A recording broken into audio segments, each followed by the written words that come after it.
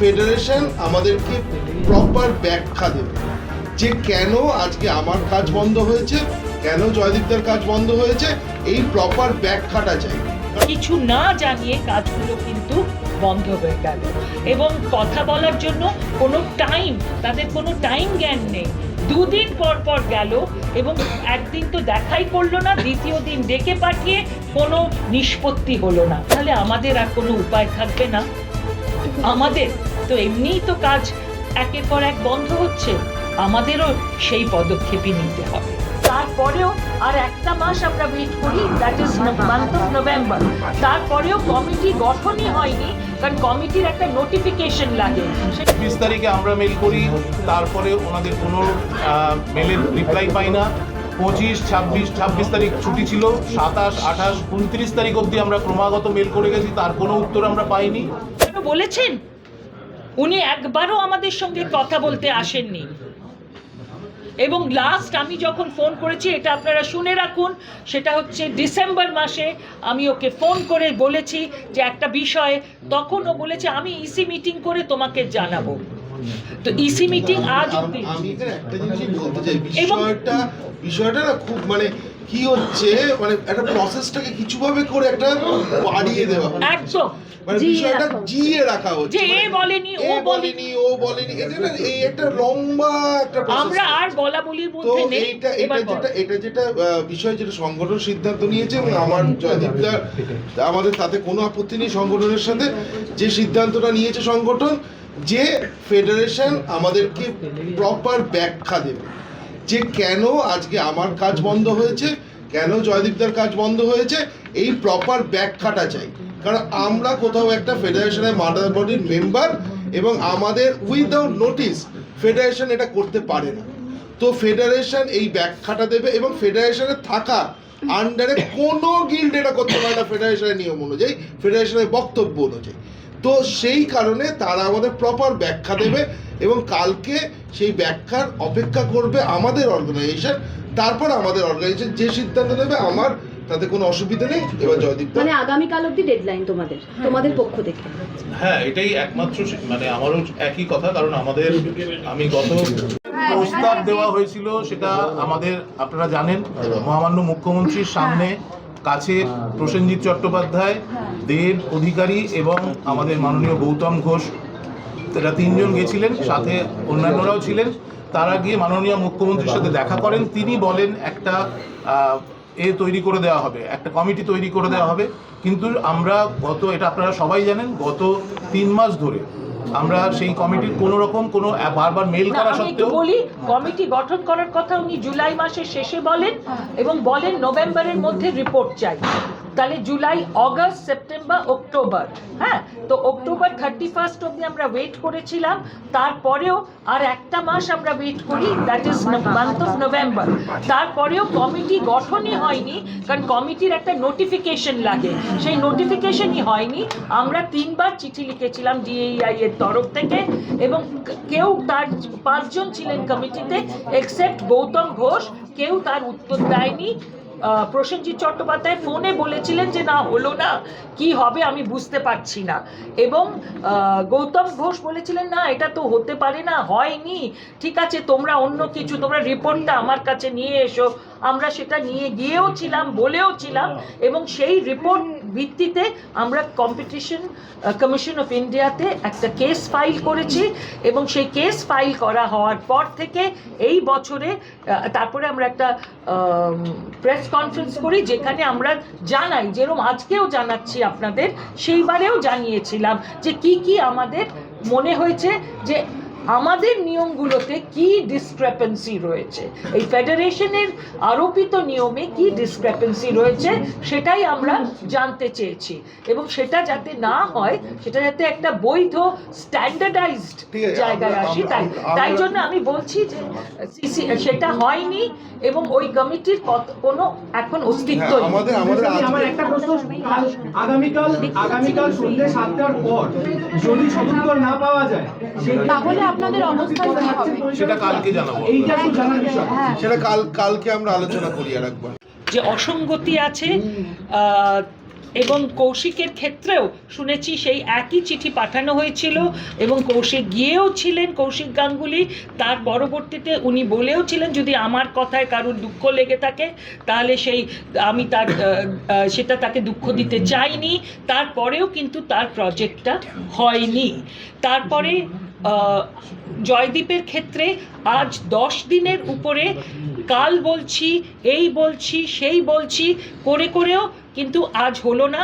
গতকাল ওর শুটিং বন্ধ করে দিয়েছে, কাজ বন্ধ হয়ে গেছে। শুটিংয়ের যে প্ল্যানিং ছিল সেটা বাতিল করে দিয়েছে, ডেটস ছেড়ে দিয়েছে। সৃজিতের ক্ষেত্রে 3 দিন। আমরা কিন্তু এর এক্সপ্লেনেশন চাই এবং সেটা আমরা কালকে 7টার মধ্যে ফেডারেশনের কাছ থেকে এই এক্সপ্লেনেশন চাইছি যে কেন এই 3টে প্রজেক্টে এই জিনিসটা হয়েছে, তারা কেন এদের প্রযোজনাগুলো সমস্ত বন্ধ করে দিয়েছেন। এবং এটা হয়েছে ডিসপাইট দ্য ফ্যাক্ট যে আমাদের মাননীয় মুখ্যমন্ত্রী সব সময় সব ক্ষেত্রে, আমি শুধু জুলাই মাস বলছি না, যে কোনো সময় উনি একটা কথা বলেন যে কাজ যেন বন্ধ না হয়, নেগোসিয়েশন করো কিন্তু কাজ যেন বন্ধ না হয়। আমাদের কোনোভাবে কোনো এক্সপ্লেনেশন বা কেন এটা হচ্ছে কিছু না জানিয়ে কাজগুলো কিন্তু বন্ধ হয়ে গেল। এবং কথা বলার জন্য তাদের কোনো টাইম জ্ঞান নেই। 2 দিন পর গেল এবং একদিন তো দেখাই করলো না, দ্বিতীয় দিন ডেকে পাঠিয়ে কোনো নিষ্পত্তি হলো না। তার আগেই অবশ্য ওর শুটিং ও ক্যান্সেল করে দিয়েছে, ফর দ্য মোমেন্ট করতে বাধ্য হয়েছে। সুতরাং আমরা আর একটা দিন ফেডারেশনের কাছে আমরা জানতে চাই যে কেন এই কাজ তারা করছেন, সেই এক্সপ্লেনেশন তারা সন্ধ্যে 7টার মধ্যে আমাদের দিন। এটা আমরা বলছি ওপেন ফোরামে, কারণ তাদের ইমেল দিলেও তারা ইমেল হারিয়ে ফেলেন। ইমেল পাঠিয়েছিল সৃজিত, সেই ইমেল নাকি তারা পায়নি এবং ওরা ইমেল দিয়ে আমন্ত্রণ জানিয়ে, যে আমন্ত্রণ জানিয়েছে এসে কথা বলো, সে কিন্তু সেখানে ছিল না। সুতরাং আমরা কাল 7টা অবধি এই এক্সপ্লেনেশনের জন্য অপেক্ষা করব। তারপর আমরা পরবর্তী পদক্ষেপ কি নেব সেটা আমাদের এখানে সবাই খুবই বিক্ষুব্ধ, সবাই ক্ষুব্ধ যে পরিচালকদের এইভাবে অবমাননা করাটা আমরা মেনে নেব না। আর সেই সঙ্গে যে কথাটা সুব্রত এবং অনির্বাণ আগেও বলেছে, আমি আবার বলছি, আমি ব্রডকাস্টারদের অর্থাৎ সমস্ত স্টেক হোল্ডারদের আরেকবার বলছি যে আপনারাও এসে আমাদের সঙ্গে কথা বলুন, কারণ এই ক্ষতিটা শুধু পরিচালকদের নয়, কলাকুশলীদের নয়, আপনাদেরও ক্ষতি। কারণ এই প্রজেক্ট এইভাবে কি আপনারা পরিচালকদের যদি সত্যি মনে করেন যে তাদের প্রয়োজন আছে, তাহলে আপনারা এগিয়ে এসে আমাদের সঙ্গে কথা বলুন। আর একটা দিন কাল সন্ধ্যে 7টার মধ্যে আপনারা যোগাযোগ করুন। আমরা থাকছি, আমরা থাকবো, আমরা আপনাদের সঙ্গে কথা বলবো এবং তারপরে আমরা ডিসাইড করব যে আমরা কালকে 6 তারিখ 7 তারিখ থেকে আমরা কি পদক্ষেপ নেব। যদি আপনাদের মনে হয় যে আমরা অপান্তেও, আমাদের দরকার নেই, আমরা অপ্রয়োজনীয়, আমাদের কোনোভাবে আমাদের ছাড়াই ইন্ডাস্ট্রি চলবে, তাহলে আমাদের আর কোনো উপায় থাকবে না। আমাদের তো এমনিই তো কাজ একের পর এক বন্ধ হচ্ছে, আমাদেরও সেই পদক্ষেপই নিতে হবে। সুদেশনাদি একটা প্রশ্ন আসছে, সুদেশনাদি সেক্ষেত্রে আপনারা পরশুদিন থেকে কি বলছেন, মানে আপনাদের পদক্ষেপ কি থাকবে? যদি আমরা ঠিকমতো এক্সপ্লেনেশন না পাই, যদি আমরা কোথাও সদুত্তর শুধু ফেডারেশনের কাছ থেকেই নয় এবং ব্রডকাস্টার এবং যারা প্রযোজক রয়েছেন তাদের কাছেও আমার আপিল বা অনুরোধ যে আপনারাও বলুন।